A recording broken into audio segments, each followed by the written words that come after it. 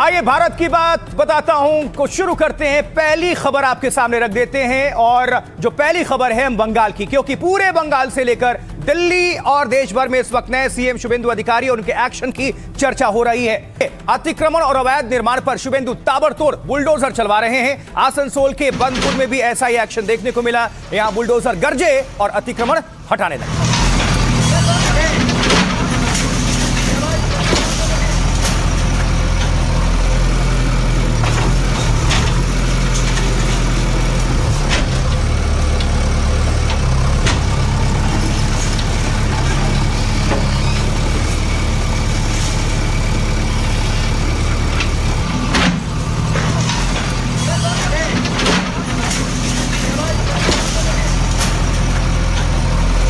देखिए, आसनसोल में पश्चिम बंगाल में अतिक्रमण हटाया गया तो सामने आई टीएमसी के कब्जे की हकीकत। आरोप है कि टीएमसी ने अवैध कब्जा करके अपना यहां दफ्तर तैयार कर लिया था, लेकिन अब शुभेंदु ऐसे सारे अवैध कब्जों को खाली कराने में लगे हुए हैं। ये देखिए एक और तस्वीर। तो ये टीएमसी का अवैध दफ्तर तोड़ा जा रहा है, उसी की तस्वीर है।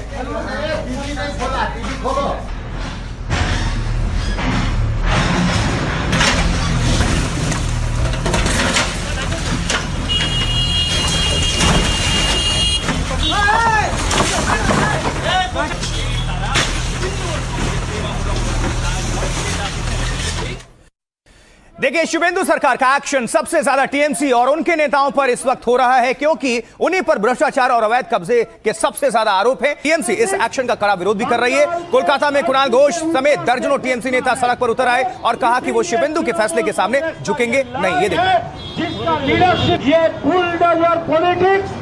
बंगाल के धरती से उखाड़ के फेंकना है और इसीलिए तृणमूल कांग्रेस का ये लड़ाई है, जिसका लीडरशिप दे रहे हैं हमारा ममता बनर्जी। ये बुलडोजर पॉलिटिक्स बंगाल के धरती से उखाड़ के फेंकना है और इसीलिए तृणमूल कांग्रेस का ये लड़ाई है, जिसका लीडरशिप दे रहे हैं हमारा ममता बनर्जी। और इधर टीएमसी ने विरोध का मोर्चा खोल दिया है तो उधर सीएम शुभेंदु रोज मीटिंग पर मीटिंग कर रहे हैं और अधिकारियों को कड़े एक्शन का निर्देश भी दे रहे हैं। शुभेंदु अधिकारियों के साथ सीएम की ये अहम बैठक। डिस्कशन एवं मेजर्स एवं रोड मैप तैरी करेছি, যে রোড ম্যাপের মধ্য দিয়ে আমরা পশ্চিমবঙ্গে স্বাস্থ্য ক্ষেত্রে ভারত সরকারের সমস্ত সুযোগ সুবিধাগুলি গ্রহণ করে আজকে আমরা। उधर हुगली में टीएमसी के कुछ नेताओं का नाम राज्य में हिंसा फैलाने के पुराने मामले में सामने आया तो शुभेंदु की पुलिस ने ताबड़तोड़ कार्रवाई की और उन्हें गिरफ्त में ले लिया। ये देखिए,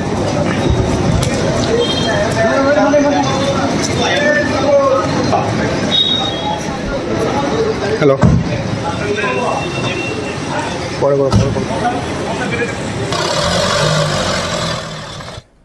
लेकिन इस वक्त सबसे ज्यादा घमासान बकरीद से पहले उनके एक फैसले पर है। बकरीद में कुर्बानी के लिए शुभेंदु सरकार ने नया फैसला लिया और तो बंगाल में इसको लेकर बवाल मच गया। देखिए, बंगाल में गायों को खरीदना और बेचना तक कम हो चुका है। इसी बीच ये बीएसएफ ने एक्शन लिया और ऐसे जो गो तस्करी करने वाले हैं उन पर शिकंजा। उसी की तस्वीर।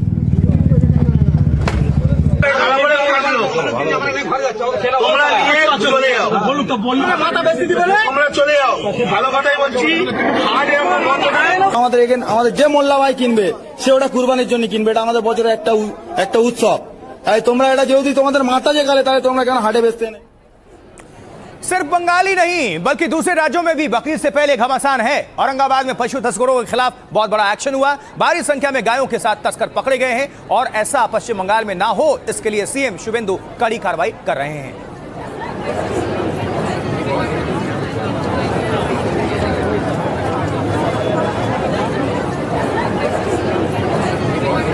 भी कुर्बानी होगी, बकरी भी कुर्बानी होगी, ऊँट भी होगी, दुम्बा भी होगी। सारे पशु जो है वो कुर्बानी का जायज है, वो कुर्बानी होगी, कोई रुक सकता नहीं। Kabir, if you have to stay in Bengal, you need to follow the rules of Bengal. 556 Islamic nations, where you can go.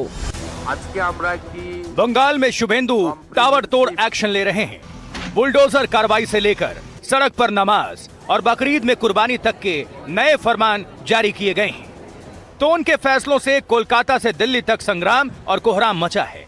TMC और विपक्षी नेता शुभेंदु पर आस्था से खिलवाड़ और बदले की राजनीति के आरोप लगा रहे हैं। सरकार अब इसमें घुस जाए कि आप ये जानवर कर सकते हो, ये नहीं कर सकते हो, वो तो किसी के धर्म में एनक्रोचमेंट है। लेकिन शुभेंदु सरकार ने भी साफ कर दिया है कि जो नियम से चलेगा उसका विकास होगा और जो नियम तोड़ेगा बंगाल में उसका पूरा हिसाब होगा, और वो भी ताबड़तोड़। तो देखिए, पश्चिम बंगाल में बकरीद और नमाज पर आर पार की लड़ाई है। अब शुभेंदु सरकार क्या कह रहे हैं देखिए। बंगाल में बकरीद पर अब एक ही दिन की छुट्टी होगी। ममता सरकार में बकरीद पर 2 दिनों की छुट्टी में होती थी, लेकिन सीएम शुभेंदु ने ममता का पुराना फैसला पलट दिया। इससे पहले बकरीद में गाय की कुर्बानी पर कड़ा बैन लगाया गया है। दूसरे जानवरों की कुर्बानी के लिए भी फिटनेस सर्टिफिकेट लेना जरूरी। सार्वजनिक जगहों पर पशु वध पर भी पाबंदी। बरकाने पर हुमायूं जैसे नेताओं को नियम मानने की सलाह दी गई है। मुख्यमंत्री शुभेंदु अधिकारी ने सड़क पर नमाज पर भी पाबंदी लागू की है और नियम तोड़ने वालों पर सख्त एक्शन यानी कड़ी कार्रवाई की चेतावनी दी गई है। नए फैसले के बाद जुमे की नमाज भी मस्जिदों में ही हुई। उधर ममता बनर्जी क्या कह रही हैं? बकरीद पर नए नियम के खिलाफ टीएमसी पहले हाईकोर्ट गई, लेकिन हाईकोर्ट ने कहा कि बकरीद पर गाय की कुर्बानी जरूरी नहीं है, यानी कोर्ट ने कुर्बानी पर सरकार का फैसला रोकने से मना कर दिया। अब तृणमूल कांग्रेस सड़क पर नमाज पर रोक के खिलाफ कोर्ट जाने की तैयारी में है। ममता ने कालीघाट में टीएमसी के पार्षदों के साथ एक अहम बैठक की। इसमें ममता बनर्जी ने पार्षदों को शुभेंदु के फैसलों का विरोध करने को कहा और खबर है कि उन्हें सड़क पर नमाज को लेकर कोर्ट में जाने को कहा गया है। हुमायूं कबीर, मुसलमान कुर्बानी के मुद्दे पर कोई समझौता नहीं करेंगे, ये हुमायूं कबीर कह रहे हैं। बकरीद पर गाय, बकरे और ऊंट की भी कुर्बानी होकर रहेगी। सीएम शुभेंदु सरकार चलाएं, धार्मिक परंपराओं में दखल ना दें। महमूद मदनी क्या कह रहे हैं? हर मुसलमान अपने हिस्से की कुर्बानी अदा करने की पूरी कोशिश करे, लेकिन कुर्बानी करने वाले सरकार दिशा निर्देशों का भी पालन करें। कानूनी तौर पर बैन जानवरों की कुर्बानी से परहेज किया जाए। बकरीद में कुर्बानी के साथ साफ सफाई का भी खास ध्यान रखा जाए। जानवरों के अवशेष सड़क, गलियों या फिर नालियों में हरगिज ना फेंकें। भड़काने के लिए कुर्बानी की तस्वीरें या वीडियो सोशल मीडिया पर ना डालें। और अब बकरीद से पहले शुभेंदु के फैसलों से कैसे बवाल मचा है, सुनाते हैं क्या कह रहे हैं सियासतदान। सुनिए जरा। काउ स्लॉटर 14 साल के नीचे का कोई गाय और गाय का जो फैमिली है उनको नहीं काटा जा सकता है। दूसरे राज्य में ये नियम नहीं है या कम है या दूसरे तरह का है, लेकिन बंगाल में है और पिछला सरकार के टाइम में भी ये था, लेकिन कोई लागू नहीं किया है अपना वोट बैंक के लिए। और अगर गलती से भूल सर्टिफिकेट भी दे दिए, जो देगा उसका व्यवस्था हम लोग लेंगे। भारतीय जनता पार्टी की पूरी राजनीति इसी सब पे टिकी हुई है। उनके पास विकास के लिए कोई रोड मैप तो है नहीं। उनको राग एक ही अलापना है, रोड पे नमाज, कुर्बानी। अरे प्रतिबंधित जानवरों की कुर्बानी कोई मुसलमान नहीं कर रहा। मुस्लिम समाज तो खुद आगे बढ़कर के बंगाल से लेकर के देश भर में मौलाना अरशद मदनी साहब जैसी शख्सियत, जमीयत उलमा हिंद के इतने बड़े धर्मगुरु, वो तो खुद बाकायदा कह रहे हैं कि आप गाय को राष्ट्रीय पशु घोषित करिए ना, राजनीति मत करिए। बाकियों के लिए देश में गाय दूध देती है, भाजपा के लिए वोट देती है। पशुओं में गाय का विशेष दर्जा है। हर व्यक्ति में उसका बारे में श्रद्धा है, भावना है। चाहे ईद हो, मुहर्रम हो, चाहे पूजा हो, कानून के बाहर कुछ नहीं होगा। तो यहाँ कानून का राज नहीं था, शासन करने वाले शासक का राज था। अभी संविधान का, कानून का राज होगा और सबको मानना पड़ेगा। हर आदमी का अपना अपना धर्म होता है। अगर उनके धर्म इस चीज की इजाजत देता है या माननीय सर्वोच्च न्यायालय का हम सभी लोग पालन करते हैं, हम सभी लोग उनका आदर करते हैं। अगर माननीय न्यायालय ने इस तरीके का कोई वक्तव्य जारी किया, आदेश, कोई फैसला सुनाया है, तो मैं समझता हूँ सबको न्यायालय के आदेश का पालन करना चाहिए। जो बाबर की भाषा बोलेगा, जो तैमूर लंग की भाषा बोलेगा, जो औरंगजेब की भाषा बोलेगा, उसे भारत में रहने का अधिकार नहीं होना चाहिए। मैं शुभेंदु अधिकारी और उनकी सरकार से ये अनुरोध करना चाहता हूं कि इस हुमायूं कबीर को बाबर के पास भेज देना चाहिए। तो सुन लिया आप लोगों ने कि सियासतदान क्या कुछ कह रहे हैं, सबके अपने अपने मत हैं। इस बीच मुख्यमंत्री शुभेंदु अधिकारी के फैसलों का असर भी दिखने लगा है। देखिए, कोलकाता समेत कई जगह पर अब सड़क पर नमाज बंद होने लगी है। सबसे बड़ी खबर।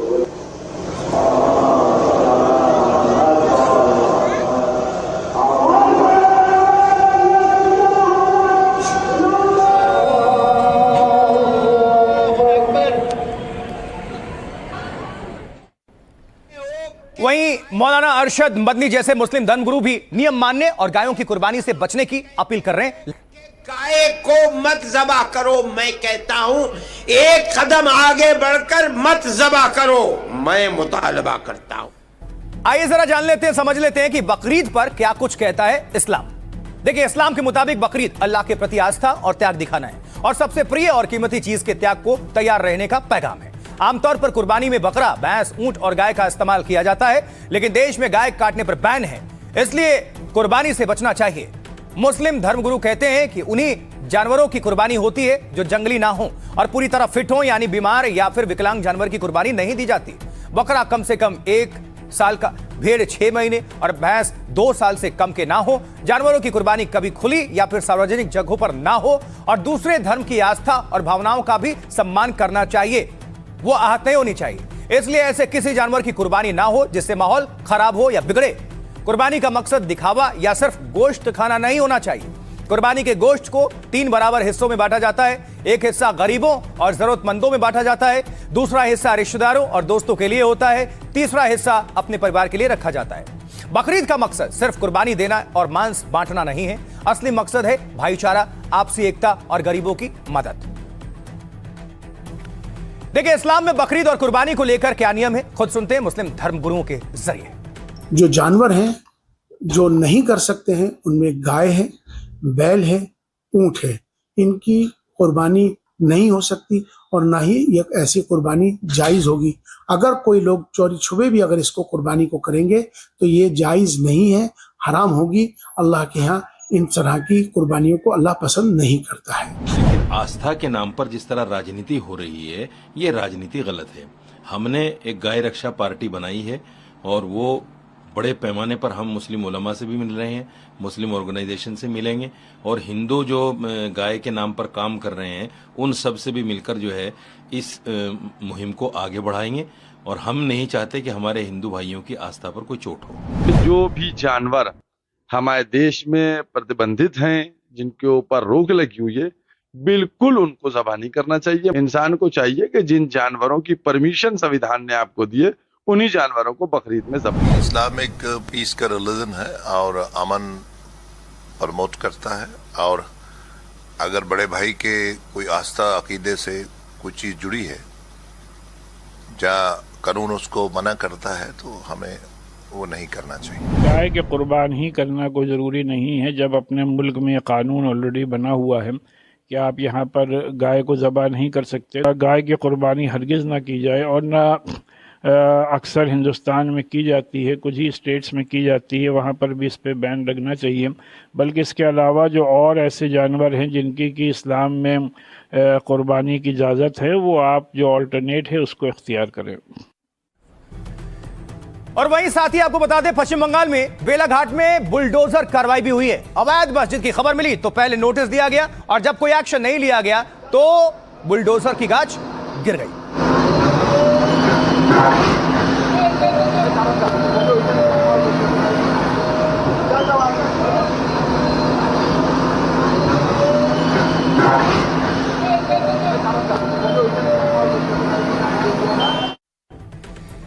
तो पश्चिम बंगाल में अब बुलडोजर लगातार गरज रहे हैं, एक के बाद एक ताबड़तोड़ एक्शन देखने को मिल रहा है। कुछ और तस्वीरें, कुछ और जानकारी आपके सामने रखने जा रहे हैं। देखिए, कुर्सी संभालते ही मुख्यमंत्री शुभेंदु अधिकारी ममता बनर्जी के कई बड़े फैसलों को पलट रहे हैं। ममता की बनवाई एक मूर्ति की भी खूब चर्चाएं हैं। देखिए, ममता बनर्जी ने सॉल्ट लेक स्टेडियम के बाहर यह खास मूर्ति बनवाई, लेकिन बीजेपी शुरू से इसे विवादित बता रही थी और विरोध कर रही थी।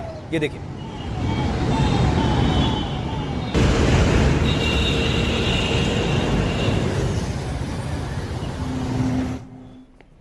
और सरकार बनने के 2 हफ्ते दिन के अंदर ममता बनर्जी की बनवाई मूर्ति हट गई सॉल्ट लेक स्टेडियम के बाहर। अब 2 पैर तो दिख रहे हैं, लेकिन धड़ की जगह रखी फुटबॉल अब गायब है।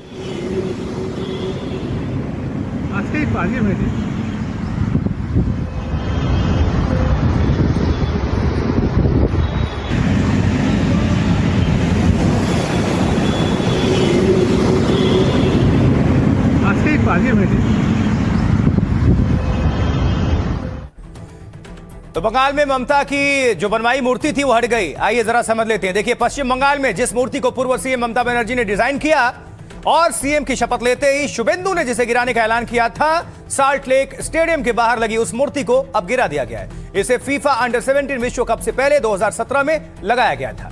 यह मूर्ति स्टेडियम के वीवीआईपी गेट के बाहर लगाई गई थी। इस मूर्ति में फुटबॉल खेलने वाले विशाल पैर दिखाए गए थे। वो पैर विश्व बांग्ला लोगों में विलीन होते हुए प्रतीत होते थे।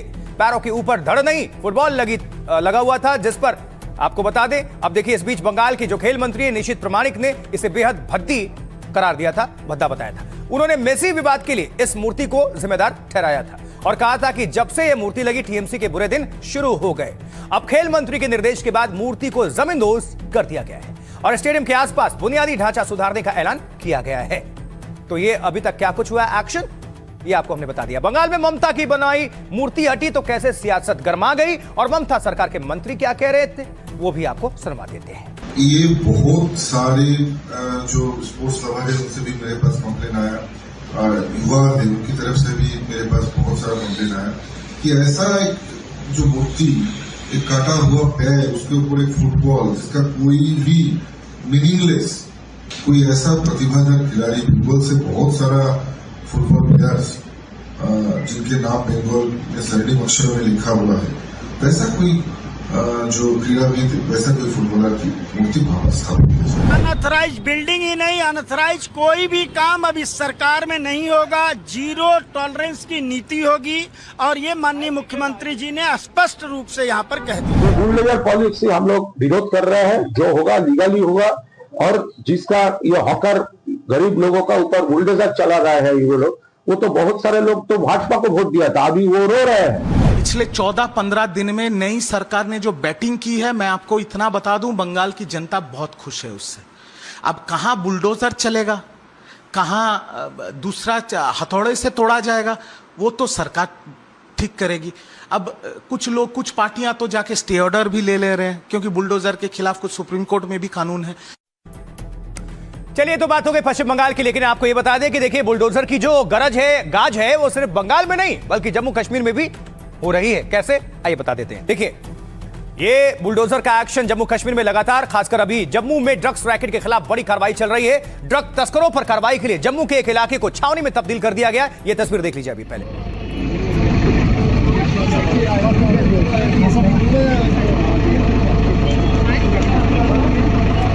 जम्मू की ये तस्वीर जहां ड्रग पैडलर्स के खिलाफ अभियान।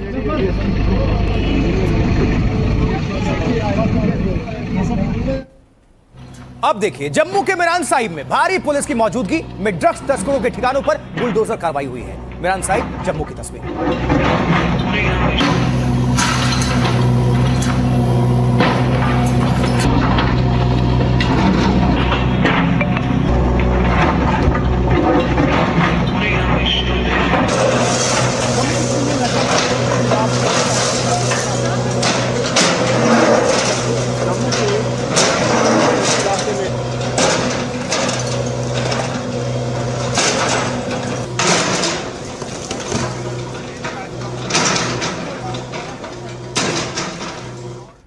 तो जम्मू की कार्रवाई और उसके बाद डोडा में भी एक्शन। डोडा में नशा तस्करों की संपत्ति भी जब्त की गई है, जिसकी तस्वीरें आप देख पा रहे हैं। अब देखिए,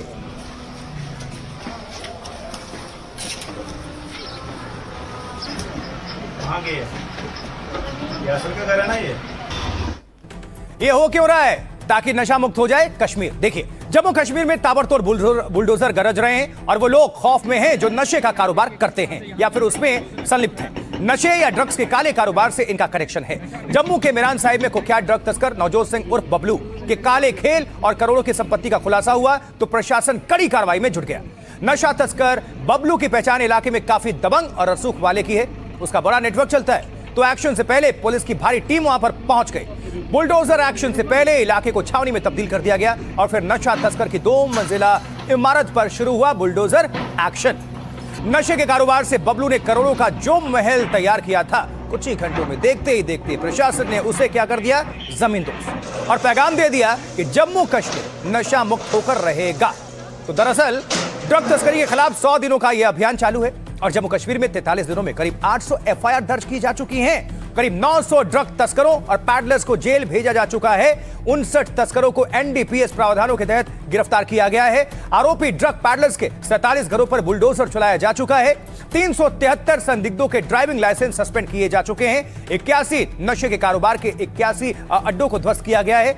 101 अचल संपत्तियों को जब्त और कुर्क किया जा चुका है। देखिए, करोड़ों रुपए की अन्य संपत्तियां भी जब्त की गई हैं। तस्करों से जुड़े 180 आधार कार्ड निष्क्रिय कर दिए गए।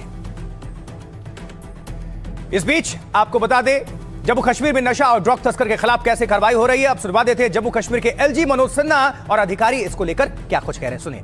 एक एसओपी बनाई हुई है कि केवल क्रिमिनल केस उनके खिलाफ नहीं दर्ज होगा, उनका ड्राइविंग लाइसेंस भी निरस्त होगा, अगर व्हीकल है, रजिस्ट्रेशन है तो वो भी निरस्त होगा, आधार कार्ड निरस्त हो इसके लिए भी रिकमेंडेशन करेंगे, पासपोर्ट है तो वो भी निरस्त हो, इसकी प्रॉपर्टी अटैचमेंट तो पिट एनडीपीएस में प्राविधान है। सरकारी जमीन पर आपने महल खड़ा कर लिया तस्करी के पैसे से, तो वो तो किसी हाल में सरकारी जमीन है तो प्रशासन उसको ले ही सकता है। Value of property demolish approximately 17 crore.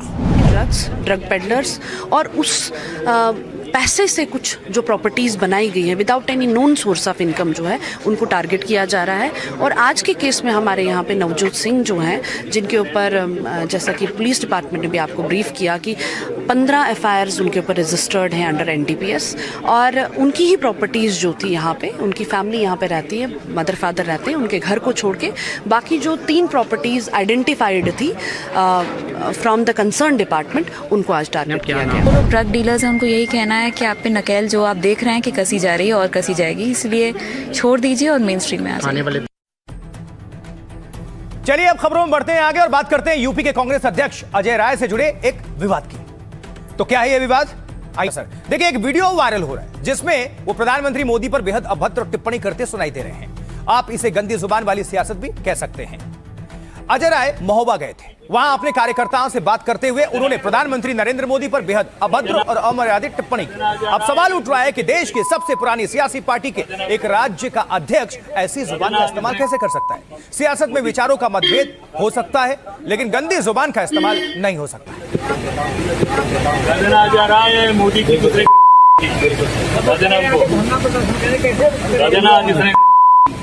Modi की